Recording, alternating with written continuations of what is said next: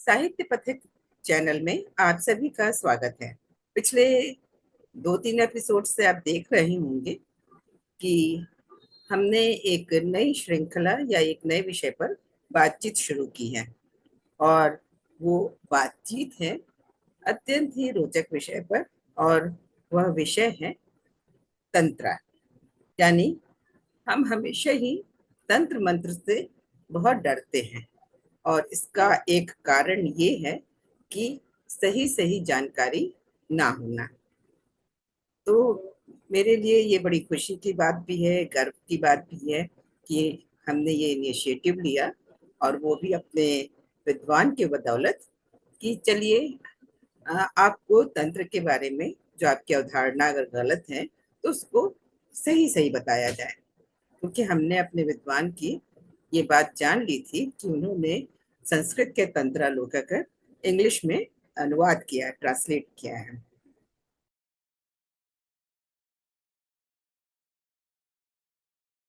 तो सबसे पहले तो आइए हम अपने विद्वान का स्वागत करें।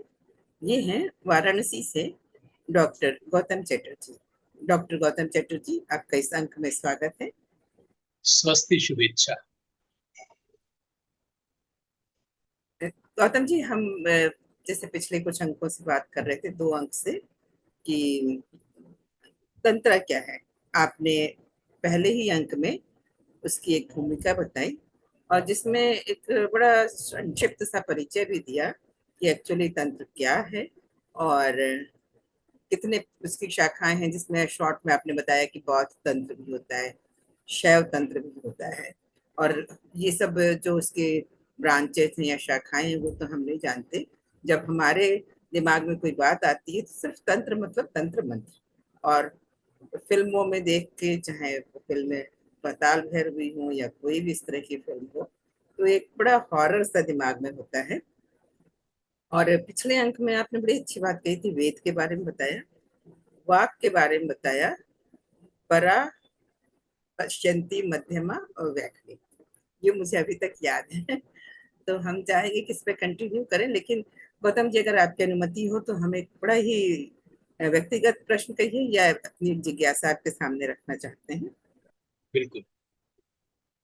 हम चाह रहे थे कि आप थोड़ा सा इस बात पे भी प्रकाश डालें कि हमारे आसपास कई ऐसे लोग होते हैं जो सहज इस बात को स्वीकार नहीं कर पाते हैं कि कोई व्यक्ति उनसे ज्यादा विद्वान है या किसी की कामयाबी की लकीर हमसे ज्यादा बड़ी है। तो हम बजाय अपनी लकीर बड़ी करने के या इस तरीके के कंपटीशन में ना पड़ के आत्मज्ञान लेना या ज्ञान से प्रकाशित होना ना चाहकर उसको डोमिनेट करते हैं। एक तरह से कहा जाए, उसको ह्यूमिलिएट करना या डोमिनेट करना। तो ये क्यों होता है? मुझे हो सकता है ये विषय से थोड़ा अलग हो, लेकिन ये मेरी एक जिज्ञासा थी और जो हमने आपके सामने रखी। नहीं, ये विषय से अलग नहीं है।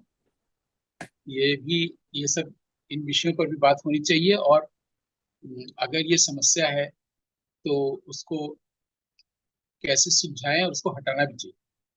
क्योंकि जब तक हम लोग शरीर के साथ साथ मन के स्तर पर भी पवित्र नहीं होते तो हम लोग जो अध्यात्म के गूढ़ विषय हैं उसको नहीं समझ सकते। इसलिए पवित्र होना, होली पर्सन होना बहुत जरूरी है। और यहाँ पर ये भी बता सकते हैं कि जब कोई व्यक्ति होली पर्सन होता है, पवित्र होता है, तो जो सत्य है या जो ईश्वर है, जो शिव है, वो उसको एग्जॉल्ट करता है, माने उसको बहुत ऊंचे स्तर तक ले जाता है वो खुद ही। इसलिए जरूरी भी है। तो हम लोग विषय पर ही खुद से बात कर रहे हैं। पहली बात तो मैंने, या मैं आपका बार बार अभिनंदन इसलिए करता हूँ क्योंकि ऐसे विषयों पर कोई बात नहीं करता और आप विमर्श कर रही हैं, उसको इसमें स्थान दिया है आपने, विषय को भी और विषय पर विवेचना करने के लिए इस वक्ता को भी। तो पहले अंक में हम लोगों ने, या पहले अध्याय में हम लोगों ने एक जो मिसकंसेप्शन है उस पर बात की थी। फिर उसके लिए तंत्र क्या है, सामान्य रूप से उसकी परिभाषा की बात की थी। इससे कई तत्वों पर बात करते हुए तत्व चिंतन कैसे करें, इसके लिए हम कुछ पारिभाषिक शब्दावलियों पर आए थे। इसमें एक था वाक। वाक के 4 स्तर हमने बताए थे, जो अभी आपने कहा। तो हम लोगों ने कहा ना, मध्यमा वाणी इसमें आई थी। मध्यमा वाक का मतलब होता है जहाँ पर सोच विचार करते हैं, यानी जहां से मन शुरू होता है और उसके बाद जो मन में होता है उसी को हम लोग बोलते हैं। क्योंकि अगर जो विचार करेंगे वही बोलेंगे, नहीं करके कुछ बोल नहीं सकते। और अगर अच्छा विचार करेंगे तो फिर कहना होगा, अच्छा विचार नहीं करेंगे तो फिर वो बोलना होगा। इसको अपवाद कहते हैं, है ना। तो इसमें लेकिन दो बातें आती हैं कि अगर जो मन में है वही बोलते हैं तो फिर तो एक समस्या आ जाती है कि बहुत देखा गया है, प्राय लोग जो मन में कुछ होता है बोलने में कुछ होता है ना। एक तो ये दिक्कत आती है। दूसरी जो अभी आपने एक समाधान रखी, जो मनुष्य के साथ है, अक्सर दूसरे के गुणों को अप्रिशिएट न करना, ईर्ष्या करना, दूसरे को नीचा दिखाना, ये बताना कि तुम कम हो, तो ये कोई क्यों करता है। तो जैसे फ्रॉइड की दृष्टि से देखें तो आदमी में या तो सुपीरियरिटी कॉम्प्लेक्स होता है या फिर इंफीरियरिटी कॉम्प्लेक्स, यानी कि कॉम्प्लेक्स होता है। और इस कॉम्प्लेक्स के कारण ही, इस कुंठा के कारण ही हम लोग अचानक से किसी के बारे में हाई कॉन्सेप्ट बना लेते हैं, वो महान व्यक्ति है। चूंकि ये कंसेप्ट होता है, ये रियलिटी नहीं होता है, इससे हम लोग किसी भी पल उसको गिरा भी सकते हैं। क्योंकि कंसेप्ट है, हाई कंसेप्ट है, अचानक हम कहने नहीं, वो आदमी तो बकवास है, वो तो अच्छा आदमी नहीं है। और पलक झपकने से पहले तक वो महान व्यक्ति था। तो कंसेप्ट कंसेप्ट होता है, इसका मतलब है कि वो रियलिटी से जुड़ा ही नहीं है। रियलिटी से नहीं जुड़ा है, इससे वो व्यक्ति से भी नहीं जुड़ा था, है ना। अब जहां तक कॉम्प्लेक्स की बात की, कुंठा की बात की, तो फ्रॉइड की दृष्टि में, लेकिन हम लोग अगर वाक की दृष्टि से देखें तो भी इसको बहुत अच्छे से समझ सकते हैं। तब इसका समाधान भी होगा। फ्रॉइड की दृष्टि से मनोविश्लेषण करने पर हम लोग कारण तो पता कर लेते हैं, उपचार नहीं हो पाता। सिगमंड फ्रॉइड का फेल्योर ये रहा कि उन्होंने ये तो बता दिया कि आदमी में जो ऐसी चीजें हैं जिसको स्वास्थ्य से जुड़ा नहीं है, जो अस्वस्थ है, उसके कारण क्या हो, ये तो उन्हें बता दिया। पूरी दुनिया ने माना भी कि ठीक है, साइको एनालिसिस हुआ, लेकिन वो किसी का भी उपचार नहीं कर पाए जीवन भर। उनको डिप्रेशन के लिए या किसी भी प्रॉब्लम के लिए ड्रग देना पड़ा, लेकिन उसका उपचार नहीं हो पाया। यहीं पर फेल हो गया। तो उनके जो शिष्य थे, एडलर और यूंग, उन लोगों ने फिर भारत की ओर देखा और भारतीय मनोविज्ञान से चीजें उसमें जोड़ी, और तब जाके उन दोनों को भी लोगों ने जाना। और तब जाके एक समग्र विवेचना हुई मन की। लेकिन अगर उन्हें भारत का आश्रय लिया तो हम लोग तो भारतीय ही हैं। फिलहाल हम लोग की नागरिकता यही की है। और हम लोग यहाँ के तत्व चिंतन पर बात करते हुए वेद और तंत्र की बात कर रहे हैं, यानी वेद और उसकी ही एक शाखा तंत्र की। और उसमें वाक पर बात हो रही है, जिस पर हमने कहा था कि वागंभीणी जो ऋषि थी, उन्होंने इसकी रचना की थी। और इसका एक सूक्त है, वाक सूक्त कहते हैं उसको। 10वें मंडल के 125 सूक्त का नाम है वाक सूक्त। तो फिर वाणी या वाक के जो 4 स्तर है, क्या वहां पर इसका समाधान मिल सकता है? किस चीज का, कि व्यक्ति ईर्ष्या क्यों नहीं करता है, व्यक्ति घृणा क्यों करता है, व्यक्ति दूसरे को नीचा क्यों दिखाता है, उसमें ग्रंथि क्यों होती है, कॉम्प्लेक्स क्यों होता है, चाहे वो सुपीरियर होने की हो, इंफीरियर होने की हो। हम आपसे कम हैं, हम आपसे ज्यादा हैं। तो अब अगर इस दृष्टि से हम लोग अब चलें, तो अब हम लोग प्रस्थान करेंगे। वो ये कि जो दो कॉम्प्लेक्स हम लोगों ने सुन रखा है, इंफीरियोरिटी या सुपीरियोरिटी, ये दोनों ही नहीं होता। ये दोनों ही नहीं होता है, यानी अब मुझे दोहराने की जरूरत नहीं है कि अब हम लोग भारतीय दृष्टि से चिंतन शुरू कर रहे हैं, कर चुके हैं। भारतीय दृष्टि यानी वैदिक दृष्टि, वैदिक दृष्टि यानी वाक की दृष्टि, वाक की दृष्टि यानी तांत्रिक दृष्टि। माने इन जनरल से इन पर्टिकुलर तक का बाहर, स्पेसिफिकली बोल रहे हैं कि जिस दृष्टि से हम लोग मनोविश्लेषण करने जा रहे हैं वो तंत्र की दृष्टि है, जो वेद की एक शाखा है। भारतीय दृष्टि, वैदिक दृष्टि, तांत्रिक दृष्टि, वाक दृष्टि, ऐसे करके हम लोग बिल्कुल स्पेसिफिक हो गए हैं।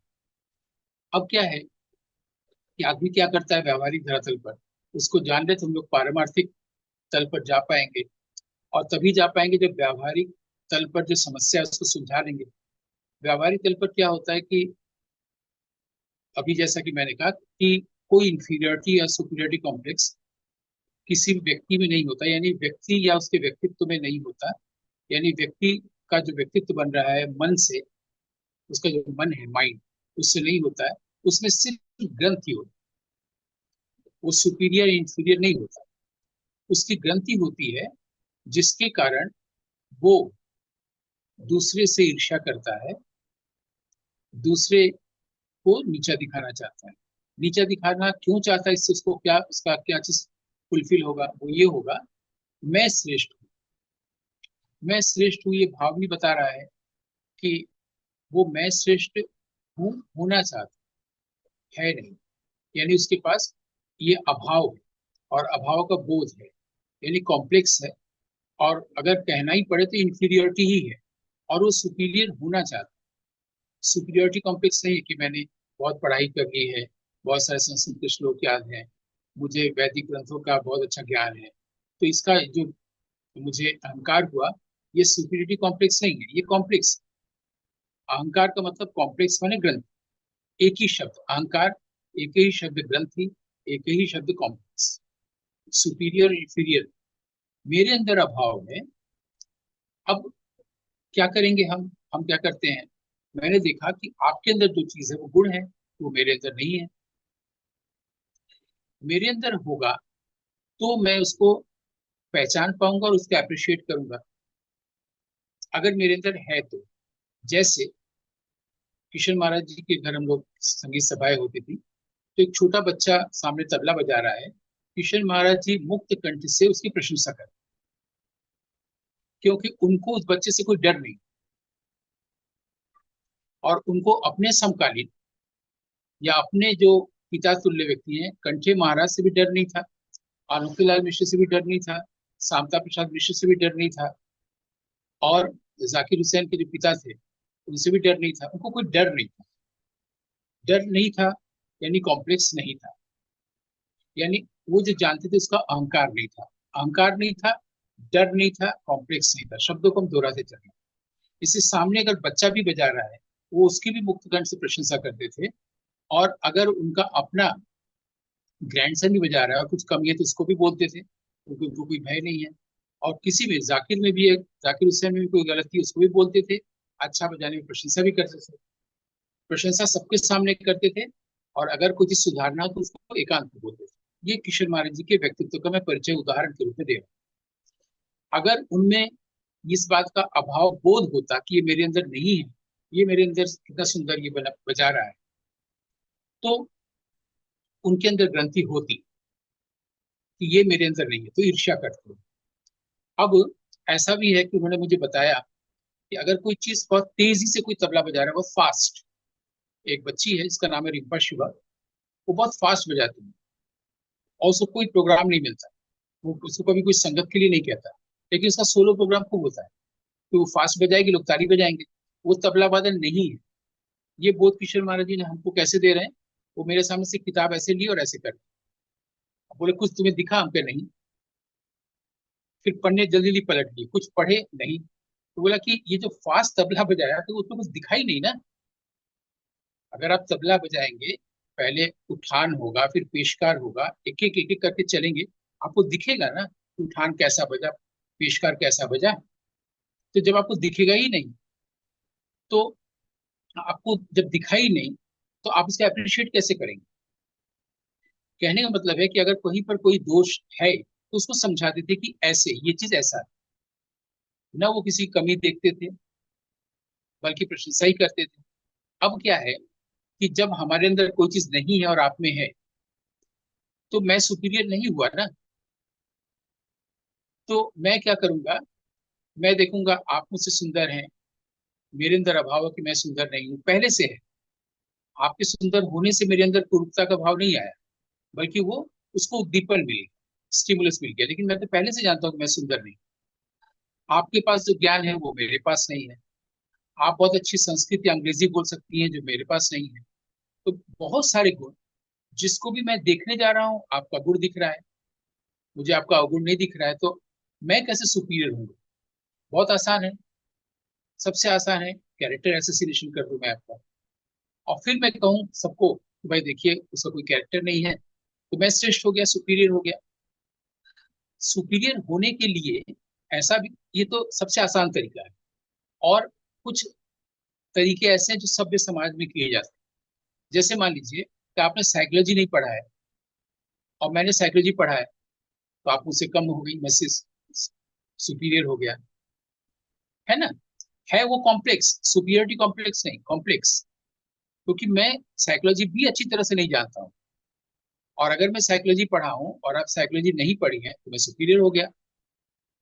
अगर मेरे घर के लाइट की व्यवस्था आपके यहाँ से अच्छी है, मुझे अगर अच्छी लगी, तो मैं आपसे सुपीरियर हो गया। तो अपने आप को श्रेष्ठ सत्यापित करने के लिए जितने भी उपक्रमों का हम लोग लेते हैं, वो सब घटिया ही होता है। अब है कि ये हम लोग करते हैं ऐसा, कैरेक्टर एसोसिएशन से लेके बाकी जितनी भी सारी चीजें, चाहे अच्छी भाषा में करें या अच्छे या बुरे हरकतों में, है ना?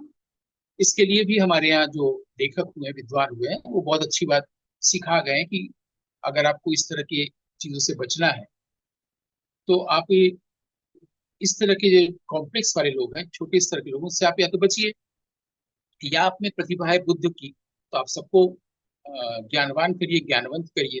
दो ही चीज हो सकता है, कि या तो आप अपने आप को अलूफ रखिए, अच्छा संग करिए, जो अजय द्विवेदी जी ने मुझे कहा था, वही बैठो जहाँ देवत्व जगे। या तो ऐसा हो, संग ही मत करिए कुसंग। या फिर आप में अगर ये क्षमता है, प्रकाश है, तो उनको भी उनका ज्ञान दूर कर लीजिए, तो अज्ञान के कारण हो रहा है। अब अज्ञान के कारण हो रहा है, ये हम कारण पे आए। अभी तक ये देख रहे थे कि व्यावहारिक जगत में क्या होता है।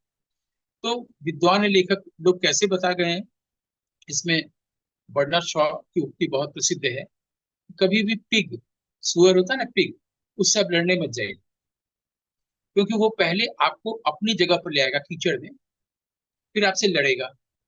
आप पिग के साथ संवाद मत करने जाइए, क्योंकि वो क्या करेगा, संवाद नहीं करेगा, वो आपको अपनी जगह पर ले आएगा कीचड़ में, और वहां पर लड़ना शुरू करेगा, क्योंकि वो उसमें पारंगत है, और आप कीचड़ में लड़ नहीं सकते, वो जीत जाएगा और वो खुश हो जाएगा। ये उदाहरण उन्होंने दिया, जो पूरे विश्व भर में बहुत मशहूर है। उनसे संवाद, उनसे संग ही मत करें। फिर क्या करें, जो द्विवेदी जी ने हमें कहा, वही बैठो जहां तुम्हारा देवत्व जगे। यानी हमारे भीतर कोई देवत्व होता है, हमारे भीतर, यानी उसके पास भी, जिसके पास ग्रंथि है उसके पास भी होता है। तो पहले अगर हम अपने देवत्व को जगा सके, जग गया मेरा, तो हम दूसरे के भी देवत्व को जगाएंगे। ये कैसे होता है और कारण कहाँ पर है, उसके लिए हम लोग को आना पड़ेगा फिर वाक में। वाक में हम लोगों ने देखा कि एक, हम लोग सिर्फ वैखरी और मध्यमा की बात करेंगे अभी, फिर आगे की बात करेंगे। वैखरी और मध्यमा में क्या होता है, कि जो मध्यमा में आप सोच विचार कर रहे हैं उसी को बोल रहे हैं, तो वैखरी, है ना? या जो आपके मन में चल रहा है, उसमें से किस चीज को बोलने से हमें लाभ होगा, किस चीज को बोलने से लाभ नहीं होगा, ये भी सोच विचार करके, यानी इंटेलेक्ट की मदद लेकर के हम बोलते हैं। यानी वाक के साथ साथ एक और चीज जुड़ी, जिसको हम लोग बुद्धि कहते हैं, इंटेलेक्ट कहते हैं। और ये बुद्धि कहाँ से आती है, अहंकार से। तो मध्यमा वाणी का मतलब हो गया, मध्यमा वाक का मतलब हो गया मन, मन, और फिर एक हो गया इंटेलेक्ट, माइंड, इंटेलेक्ट, और ये हो गया स्पीच, है ना? अब इसके आधार पर हम लोग कुछ भी करने जाते हैं, जिससे मनसा वाचा कर्मणा बनता है। हम मध्यमा के आगे नहीं जा रहे, पश्यंती और परा तक नहीं जा रहे, हम सिर्फ मध्यमा वाणी जो कि माइंड है, और वाणी वैखरी वाणी जो हम लोग बोलते हैं स्पीच है, इंटेलेक्ट और ईगो की बात कर रहे हैं। मैं हूं, ये जो ईगो है कि मैं हूं, सबसे पहले तो आदमी के पास ये मैं का भाव ही आता है ना, सबसे पहला जो इंसान में भाव आता है वो मैं का भाव आता है। कैसे आता है, जब वो सोता है तो उसके पास ये जगत भी नहीं रहता, मन भी नहीं रहता, इंटेलेक्ट भी नहीं रहता, ईगो भी नहीं रहता। जैसे ही वो जागता है, सारी दुनिया आ जाती है। दुनिया क्यों आती है, दुनिया पहले माइंड में है, फिर बाहर है। माइंड क्यों है, क्योंकि मैं, अभी मैं हूं को मैं नेगेटिवली नहीं बोल रहा हूँ, उसके पास ये एहसास है कि मैं हूँ, मेरा शरीर है, मेरा मन है, ये भाव जागते ही आ जाता है, सोने के बाद जब लोग जागते हैं। जब वो ईगो आया, मैं हूं, तो उसके साथ साथ माइंड आया, इंटेलेक्ट आया, संसार आया, फिर वही चला। इस चीज को सोना बहुत अच्छा लगता है नींद में, क्योंकि वो माइंड नहीं था, ईगो नहीं था, मैं भाव नहीं था। उसको कुछ नहीं पता कि दुनिया में क्या हो रहा है। आप किसी व्यक्ति को सोया हुआ देखिए या बच्चे को, उसके लिए वो एग्जिस्ट ही नहीं कर रहा वर्ल्ड, जब वो नींद में है। जब वो जागा तो अब वो जान पाया, यानी ये जो जागने वाला व्यक्ति है, व्यक्ति पहले है फिर संसार। अब क्या हो रहा है, ये संसार का इंप्रेशन उसके पास बन रहा है, और जिसको वो याद कर रहा है। याद करना जो है, उसको लोगों ने माइंड कहा है, जो हमारे यहाँ नहीं। हमारे यहाँ वो मध्यमा वाक। अब क्या कर रहा है कि जो संसार में जो अनुभव हो रहा है, संसार में जब वो बच्चा आया है तो उसको अनुभव हुआ, उसके पास ये नहीं, उसके पास प्रेम नहीं है, उसके पास ज्ञान नहीं है, उसके पास रूप का सौंदर्य नहीं है।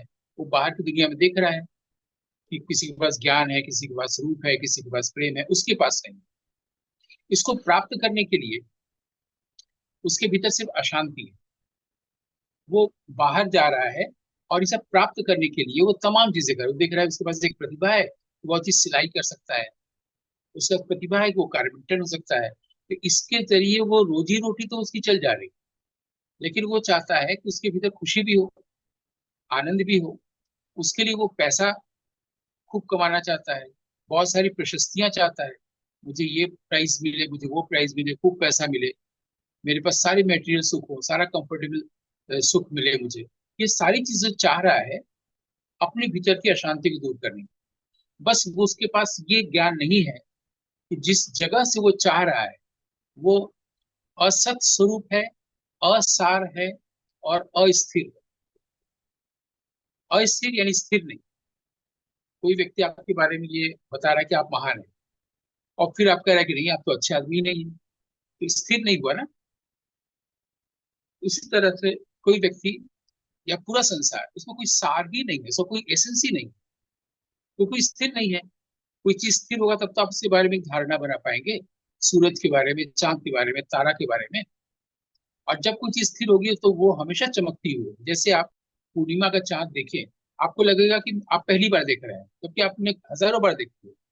और अगर आपकी उम्र 30 साल की है तो आपने 30 बार तो देखी है ना, लेकिन 31वीं बार भी वो लगता है पहली बार देख रहे हैं, और आप चकित मुद्रा में होते हैं। इतना सुंदर चांद पूर्णिमा का, क्योंकि वो स्थिर है, वो अस्थिर नहीं। ऐसा नहीं कि कोई एक पूर्णिमा है जिस पर चांद नहीं आया, या सूरज नहीं निकलना, सूर्य निकलना बंद हो गया सूरज का, ऐसा नहीं होता है। ये सब तो स्थिर प्रत्यय है एक सीमा तक। लेकिन पूरे जगत में, जिसको कि सकल कहते हैं, निष्कल नहीं कहते, सकल जगत, वो स्थिर नहीं है, उसमें कोई सार ही नहीं है। तो उसको लेकर के आप कुछ भी सोचेंगे, चाहे साइंस की दृष्टि से सोचें या फिलोसॉफी की दृष्टि से सोचेंगे, आपके पास कोई सार तत्व ही नहीं आएगा। फिर उसको लेकर आप जो बात करेंगे वो सारयुक्त ही नहीं होगा। तो जब जगत ही सार नहीं है, उसको कोई सार नहीं है, तो उस पर माथा पच्ची करने का कोई जरूरत नहीं है ना, तो उसमें से कुछ निकलने वाला नहीं है। तो ये दृष्टि कहाँ से मिल रही है? जैसे ये दृष्टि तर्क से मिल रही है कि ईश्वर हमारे भीतर है, बाहर नहीं। ठीक। तो अगर भीतर है, बाहर नहीं है, तो आंख से हम बाहर देखते हैं ना, भीतर तो देख नहीं पाते हैं। कान से बाहर सुनते हैं। सारी इंद्रियां बाहरी जगत की खबर हमें देती है, भीतर की खबर तो देती नहीं है। तो फिर अगर हम लोग को 3000 साल से, मान लेते हैं, सिखाया जाता है इंद्रिय निग्रह करो, इंद्रियों पर कंट्रोल करो, तो ये व्यर्थ हुआ कि नहीं? ये तो बताया गया है कि आप अपनी इंद्रियों को कंट्रोल में करिए, उसको भीतर की ओर मोड़िए। लेकिन ये नहीं बताया गया कि इंद्रियों का स्वभाव है वो भीतर नहीं मुड़ सकता। इंद्रियां बाहर की चीजें ही हमें बता सकती। 5 इंद्रियां जो ज्ञानेंद्रियां हैं और मन, उससे मन बन रहा है, वो बाहर की दुनिया के बारे में ही बता सकते। लेकिन जब हम ये कहा जा रहा है, और पहली बार कहा जा रहा है इस एपिसोड में, कि आंख भीतर की ओर मुड़ ही नहीं सकता, भीतरी सत्य को देख ही नहीं सकता, आत्मा को देख ही नहीं सकता, वो जब भी देखेगा तो बाहर देखेगा, उसको कंट्रोल करने की जरूरत ही नहीं है। तो आपको ये व्यर्थ हो जाए लगेगा ना, कि कंट्रोल करने की जरूरत ही नहीं है फिर चीजों को। उसी तरह से अगर ये जो बताया गया, जो दृष्टि दी गई है, तर्क की दृष्टि, ये तंत्र से दी गई। तंत्र ये दृष्टि दे रहा है, तो हमने ये तर्क कहा। तर्क का मतलब होता है जो शास्त्र सम्मत हो, जो सत्य सम्मत, जिसमें सत्य का स्पर्श हो, इसमें शास्त्र की विवेचना, उसी को तर्क है, इसके अलावा कोई चीज तर्क नहीं। तर्क हमने क्या दिया कि अगर आंख बाहर देखता है, भीतर नहीं देख सकता, अगर देख सकता तो उसी आंख से हम देख लेते आत्मा को, ईश्वर को। आज तक किसी ने नहीं देखा, तो फिर उस इंद्रियों को कंट्रोल करने की, नियंत्रित करने की जरूरत ही नहीं है।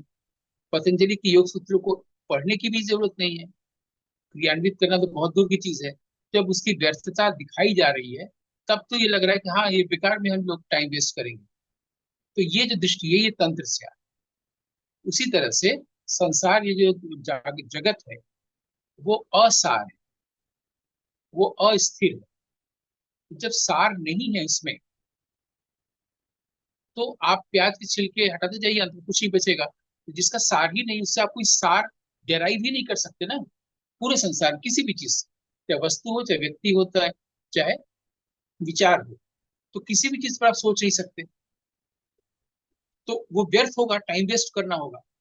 क्योंकि आप जब भी कोई चीज डिसाइड करेंगे कि वो महान है, फिर एक रूप आ जाएगा, नहीं महान नहीं है, नहीं वो व्यक्ति तो बहुत कंजूस है, फिर एक आपके पास अनुभव आ जाएगा, नहीं वो कहीं पर दान देता है, वो कंजूस नहीं है। स्थिर ही नहीं है ना। तो आप कोई अंतिम निर्णय नहीं ले सकते हैं संसार के बारे में, व्यक्ति के बारे में, वस्तु के बारे में, विचार के बारे में। जब नहीं ले सकते, तो उस पर विचार विमर्श करना ही व्यर्थ है। और जैसे ही विचार विमर्श करना व्यर्थ ही आपको दिख जाएगा, तो माइंड का रोल खत्म हो गया। माइंड को कंट्रोल करने की जरूरत नहीं रहेगी। जो गीता में कहा गया है कि मनोनिग्रह जो है, दुर दुर दुर्निग्रह, मनो दुर्निग्रह, माने मन को इतना चंचल है कि उसको कंट्रोल करना बहुत मुश्किल है। भगवान कृष्ण अर्जुन से बता रहे हैं 6 चैप्टर में। तो जब हम तो उसके आगे आ गए, जरूरत ही नहीं है। ठीक है। अब गीता से आगे चल रहे हैं। हालांकि कहा गया है कि योग के द्वारा, योग में, योग शास्त्र बता रहा है, गीता में ही कहा गया और योग सूत्र में बताया गया है कि वैराग्य से और अभ्यास से आप मन को कंट्रोल कर सकते हैं। तो अब वैराग्य की प्रैक्टिस करें। लेकिन अगर हमको ये कोई बता दे, ये जो तर्क शक्ति से, हमने शायद आपके एपिसोड में कहा होगा कि जब वैदिक युग खत्म हो गया, तो मनुष्यों ने देवताओं से कहा कि अब ऋषि का काम खत्म हो गया, अब ऋषि नहीं है, वैदिक युग नहीं, वैदिक ऋषि नहीं। तो अब ऋषियों का जो काम है वो कौन करेगा हम लोग के बीच, मनुष्यों के बीच। तो देवताओं ने कहा था, हम आपको एक शक्ति देते हैं, तर्क शक्ति। अब तर्क ही ऋषियों का काम करेगा। तो उसी शक्ति से मैंने ये कहा कि जब इंद्रियां बाहर देखती हैं, भीतर सत्य आत्मा को नहीं देख सकती हैं, इंद्रियों को नियंत्रित करना टाइम वेस्ट है। वैसे ही जब संसार असार है, अस्थिर है, तो उसको उसको पर सोचना, उसी से हमारा मन बनता है। तो जब वो असार पर सोच विचार करने की मतलब नहीं है, जैसे ही आ जाएगा तो हम करने नहीं जाएंगे कि हम उतनी दूर जाएंगे, वहां जाने को वो मिलेगा नहीं, तो हम उससे मिलने ही नहीं जाएंगे, टाइम वेस्ट नहीं करेंगे। तो तुरंत के तुरंत माइंड का एग्जिस्टेंस खत्म, वैराग्य हो गया तुरंत, पलक झपकते। ये दृष्टि हमें कहाँ से मिल रही है? कि शक्ति से, तर्क से। और ये तर्क की शक्ति की दृष्टि कौन दे रहा है? तंत्र। तो अभी हम लोग थोड़ी सी बात किए हैं, और मुझे लगता है कि आपके उत्तर तक पहुंचने की कोशिश कर रहे हैं। तो ये हमें कारण और इस समाधान की ओर चल रहे हैं जी। नहीं, हम एक बात पूछना चाह रहे थे। आपने कहा कि जो है, जब वैदिक युग खत्म हो गया तो लोगों ने पूछा कि देवताओं के बीच ऋषियों का काम कौन करेगा। तो भगवान ने कहा कि हमने आपको एक शक्ति दे दी है, तर्क शक्ति।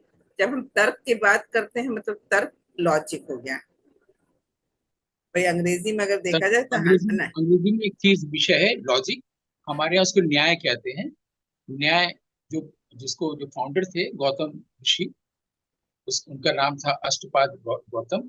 वो ऋषि थे, उन्होंने न्याय की किया, तो उसी उसी के अंतर्गत आता तर्क। अलग से ग्रंथ है तर्क भाषा, अलग से ग्रंथ है तर्क संग्रह। तो तर्क जो है और न्याय जो है, वही वहाँ लॉजिक है। लॉजिक सिर्फ तर्क है, जिसको कि हम लोग विटगेस्टाइन वगैरह का फिलोसॉफी में पढ़ते हैं। लेकिन भारत में वो न्याय का है। वो वेद को समझने के लिए एक 6 सिस्टम्स ऑफ फिलोसॉफी में एक सिस्टम है न्याय।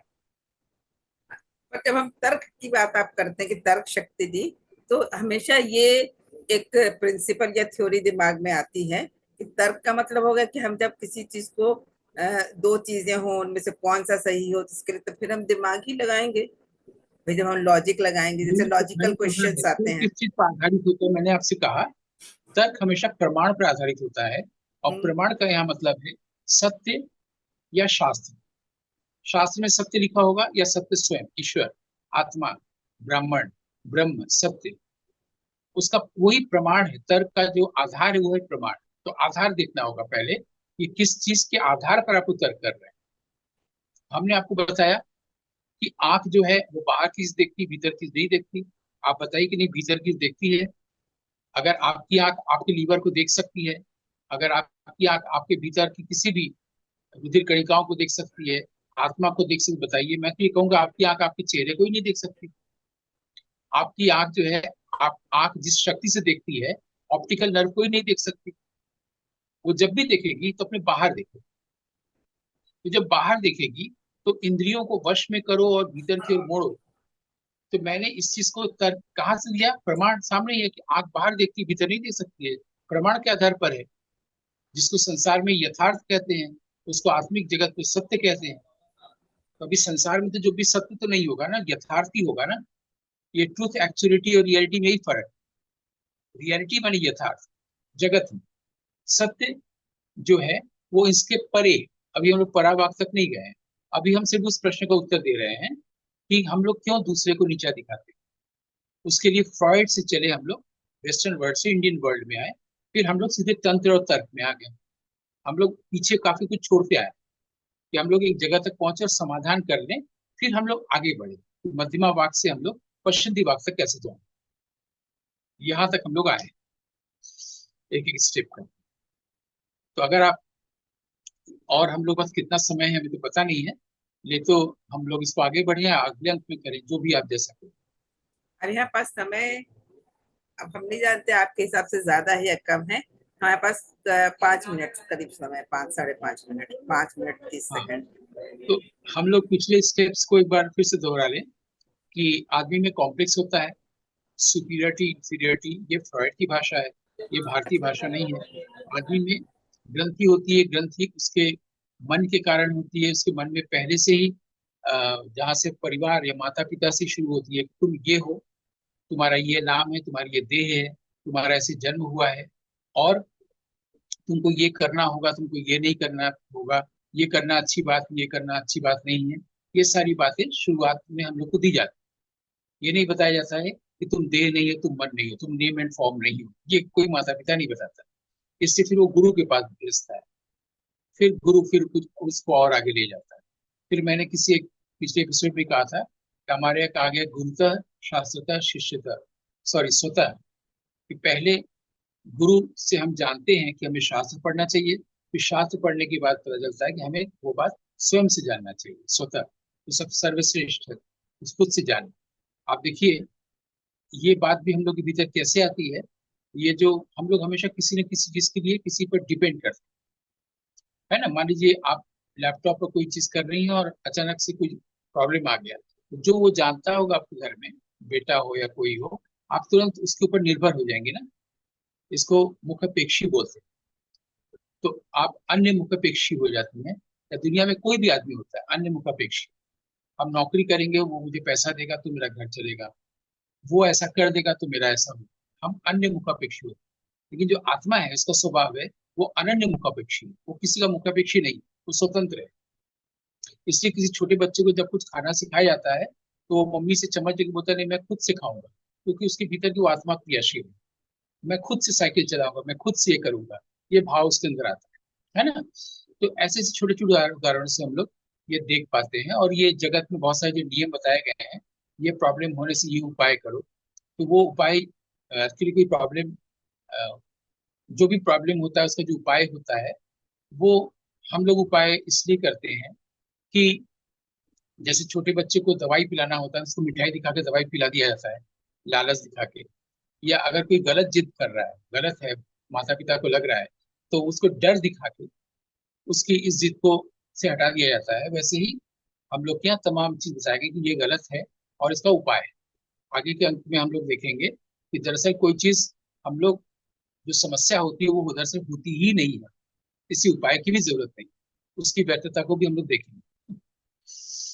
वाह, बहुत अच्छी बात बताई कि हम अंदर की तरफ नहीं देख सकते हैं, अपनी ही आंख से अपना भी चेहरा नहीं देख सकते जब तक या तो मिरर ना हो या ऐसा कुछ ना हो, तो हम अपने चेहरा भी नहीं देख सकते हैं।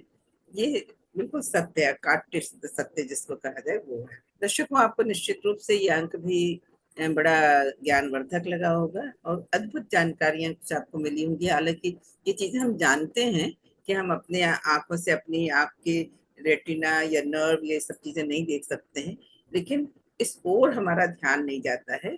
और जैसा कि हमारे विद्वान हमेशा से कहते आए हैं कि उनका सबसे पहला काम ये है कि ध्यान दिलाना। तो ये जो है उनका काम सतत रूप से चल रहा है। मैं एक माध्यम लेके आई हूँ उनके लिए, अपना चैनल, और बहुत बहुत आभारी हूँ उनकी कि वो हमारे चैनल के माध्यम से आप तक ये चीज पहुंचा रहे हैं। तो डॉक्टर गौतम चटर्जी, आपने जो भी बातें हमारे इस अंक में कही वो सचमुच रोचक थी, अद्भुत थी और नई थी। इसके लिए आपका बहुत बहुत धन्यवाद। परस्पर देवो भव। आनंद। बिल्कुल बिल्कुल।